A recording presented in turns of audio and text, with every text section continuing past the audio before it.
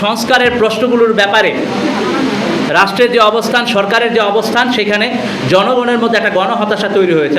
গণ অভ্যুত্থান পূর্ববর্তী সময় এবং গণ অভ্যুত্থান পরবর্তী সময়ে যেতে হচ্ছে।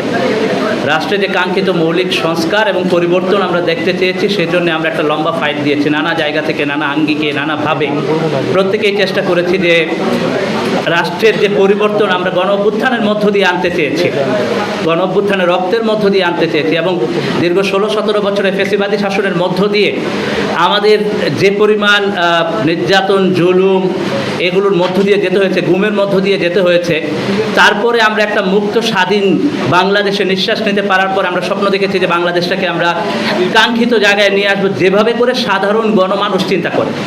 তো সেই জায়গাটায় কাজ করেছি আমরা, নানা আঙ্গিকে, নানাভাবে চেষ্টা করেছি এবং এই যে বর্তমান বাস্তবতা এসে আমরা দেখতে পেয়েছি যে সংস্কারের প্রশ্নগুলোর ব্যাপারে রাষ্ট্রের যে অবস্থান, সরকারের যে অবস্থান, সেখানে জনগণের মধ্যে একটা গণহতাশা তৈরি হয়েছে এবং এই রকম বাস্তবতায় সামগ্রিকভাবে ঐক্যবদ্ধভাবে জাতিকে একসাথে নিয়ে যে সংস্কারের প্রত্যাশা এবং যে গণ অভ্যুত্থানের আকাঙ্ক্ষা, সেই আকাঙ্ক্ষাকে বাস্তবায়ন করার জন্য একসাথে কাজ করাটা অতীব জরুরি হয়ে দাঁড়িয়েছে।